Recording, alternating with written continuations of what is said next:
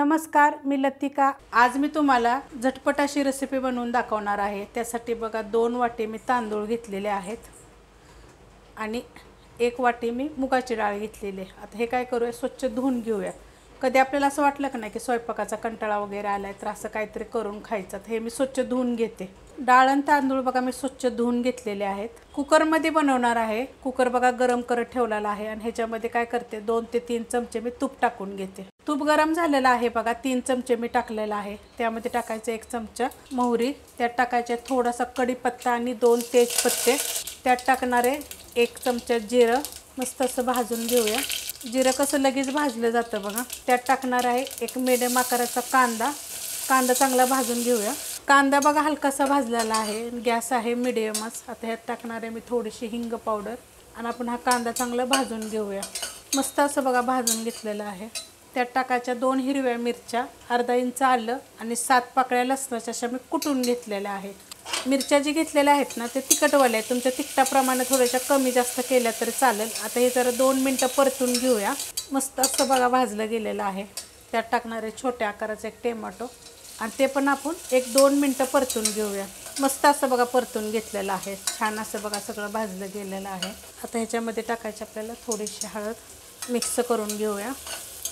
त्यात टाकायचे आपल्याला 1 चमचा जिरे धने पावडर, तुम्हाला हवं असेल तर 1 चमचा गरम मसाला पावडर पण तुम्ही ह्याच्यामध्ये टाकू शकता, छान लागेल चवीला।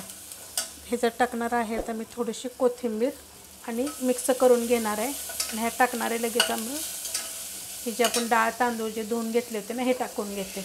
डाळ तांदूळ बघा टाकून घेतलेले आहेत। आता हे चांगलं मिक्स करून घेते। मस्त असं बघा मिक्स करून घेतलेलं आहे, गॅस मिडियमच आहे। आता ह्याच्यामध्ये मी टाकणार आहे चवीप्रमाणे मीठ, मिक्स करून घेऊया। मिक्स करून घेतलेलं आहे बघा। आता ह्याच्यात टाकून घेऊया आपण पाणी। तर आपले 2 वाटी तांदूळ होते आणि 1 वाटी मुगाची डाळ होती, त्याप्रमाणे पाणी टाकायचं। मिक्स करून घेते। एकूण बघा मी ह्याच्यामध्ये 6 वाटी पाणी टाकलेलं आहे। वरनं टाकणार आहे थोडीशी कोथिंबीर आणि हे काय करूया माहिती आहे का, पहिलं आपण चांगलं उकळून देऊया आणि मग कुकरला शिट्ट्या करूया।